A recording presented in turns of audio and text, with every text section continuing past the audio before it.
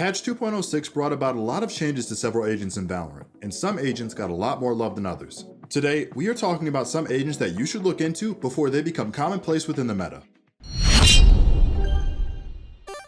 What is up, ProGuides family? It is your host, Sergeant Frost, and today we are talking about the best and most underrated agents you should use in the patch 2.06 meta. Let's not waste any more time, let's hop right into it. To start this list off strong, we have to give the top spot to the biggest winner in patch 2.06, Viper. Viper as an agent has been in the gutters for a very long time now, and it wasn't until recently in episode 2 that the community finally started to see her strengths as a controller and sentinel hybrid on the maps Bind and Icebox. The buffs Viper received made her a more formidable agent that's capable of fighting for a spot within the meta, but in return, it did not make her crazy overpowered like some people would want you to believe. Viper's buffs making her overpowered is a baseless narrative that Viper haters are trying to use to demonize her since they disagree with how strong her toxins are after the buffs. I have a lot to say as a former Viper main, so let's get into why she's a great agent and how she might create a double controller meta in the near future. First off, it's about time Viper got some real changes that influenced her as an agent. Second of all, I was expecting a full-on from the ground up rework for her as an agent and not the cop-out attempt of updating numbers that we got in this patch. But if Riot is unwilling to rock the boat in the agent balance department, I guess this is the fate that Viper will have to face for the time being. One of the best aspects of her kit after the buffs is that they made her toxins much deadlier. It's about time players started being scared of Viper and her abilities. She's meant to be a threatening controller that can take space on the map by pushing enemies back with her utility. The thing about Viper is that you shouldn't want to push through her smoke, wall, or ultimate. And after she got her toxin buffs, most players now are really afraid to do that. I don't know about you, but after these Viper buffs, I've seen a lot of teams straight up run away and save after a Viper puts down her ultimate in a post-plant situation. Getting your HP chunked by 50 for just touching the edge of her smokes sets you up to fail more than it will give you a chance to succeed. And now that players know how strong her buffs are, they are unwilling to challenge Viper as she goes for map control. Second off, I think Viper is now a great defensive agent, because playing around her wall and her smokes makes it a lot easier to funnel enemies around the map and force them to push through your utility or make them back off. I can't wait to start getting one-shot kills on people because they touched my toxin and they didn't realize it and they have no HP left at all. These buffs also make Viper's ultimate a lot more scary, and it will make most people hesitant to even push in even if they are 150 HP. Viper has shown that when you put her in the hands of a player that knows how to use her, and you surround that player with a team comp built to support her, you have created one of the best attacking team comps in the game. Learning how to use Viper's abilities to not only block lines of sight but also mind game opponents and create chaos around the map is what she was designed for as an agent. Now, if we're going to get into strategies for Viper, the best maps to use Viper on are these maps in this order: Icebox, Bind, Split, Ascent, and Haven. Viper's strengths on her best map revolves around her lineups for her smokes and mollies, how effective her wall is at cutting off sections of the map, and how well her ultimate can cover ground inside of a bomb site. One of the main reasons Viper blew up in the EU pro scene in Act 1 was because of how well her abilities were able to carve up bomb sites and force her enemies to back off and stay away.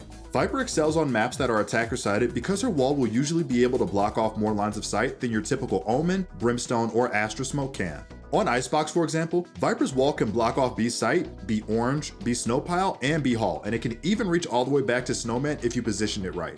A regular controller doesn't have enough smokes that they can actively put down to cover this much ground. So, in turn, this makes Viper a unique strategy pick on certain maps where you will get more value out of her than most other controllers combined.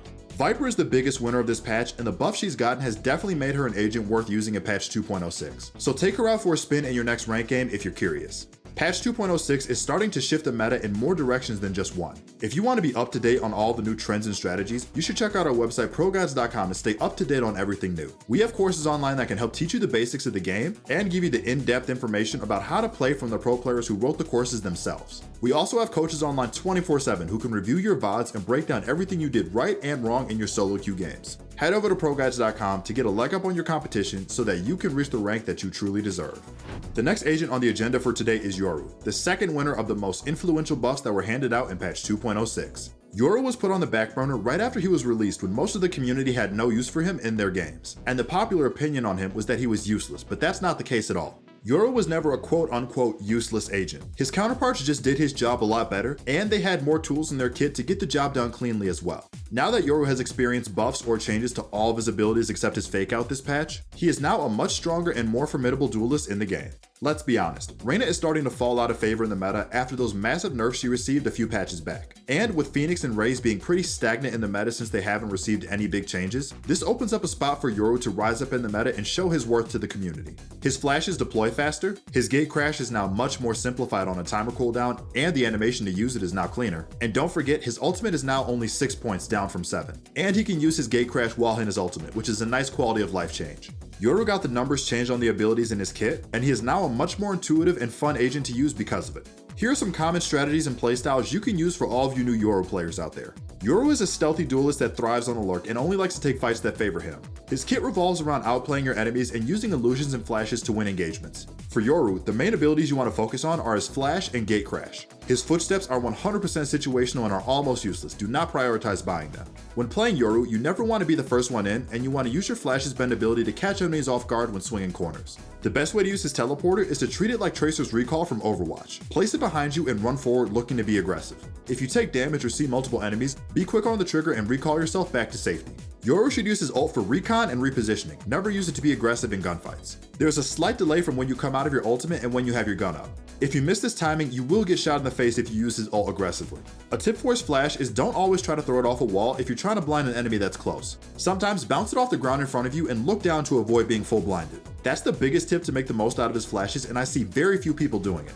Yoru is one of the few duelists that's good on both attack and defense. Use his utility on offense to break sights open and lurk by yourself to kill enemies off guard. On defense, play back sight and use your flashes to blind as many enemies as possible as they run on the site. Yoru is not built to fight multiple people at once since he has no healing in his kit. Here's a tip that is more of a philosophical mindset that you should have before playing Yoru. This is for anyone who's looking to pick him up and become a Yoru main in the near future.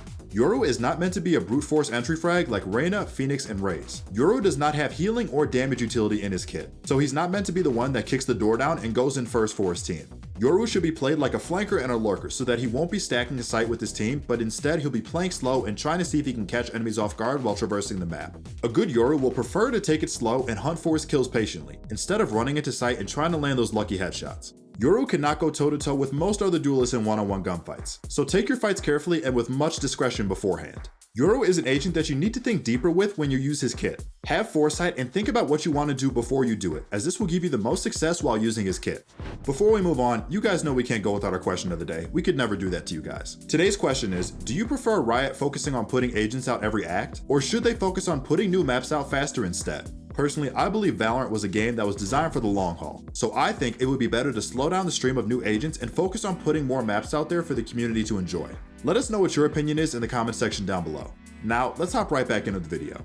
To wrap up this list, let's talk about one of the hot button agents that played a part in creating the attacker-focused, multiple blind meta that we are caught up in today. Breach has been an absolute menace in the meta, ever since he got 3 flashes and a quicker ultimate as a buff several months back. He has been one of the main catalysts that has ushered in this attacker-focused flash-based meta that we are currently trapped in right now. He is by definition one of the most influential agents in the game right now after his kit got a slight rework to make him much more CC focused in game. Breach's entire kit is based on crowd control and punishing your enemies, which is the recipe for an agent that is designed to straight up bully your opponents and make them cry during the buy phase. It should go without saying that Breach was overbuffed last year, and I think he needs a few nerfs to reel him back in and bring him back in line with the other agents in the meta. Because as it stands right now, a good Breach main that knows how to use his kit can make an enemy team rage quit after the 5th round. Trust me, I've had it happen before. Breach isn't a sleeper pick per se in patch 2.06, but he is definitely an agent that every team comp should have, especially if you want a decent chance at winning every single game that you play. There isn't much a team can do when a coordinated Breach knows how to abuse his abilities and force defenders to march to the beat of his own drum. If there was one agent that I have to recommend for all players to learn, I have to give it to the Swedish cyborg Breach.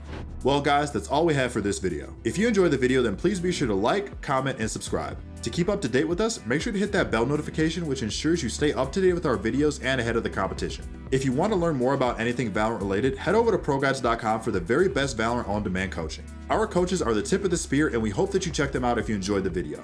They can help you with any of your individual Valorant needs and bring you up to the next level. If that's not your style, make sure to check out our Discord. We have a great community where you can chat, hang out, and possibly find new people to play with. Make sure to stay tuned for our future videos and I will catch you all in the next one.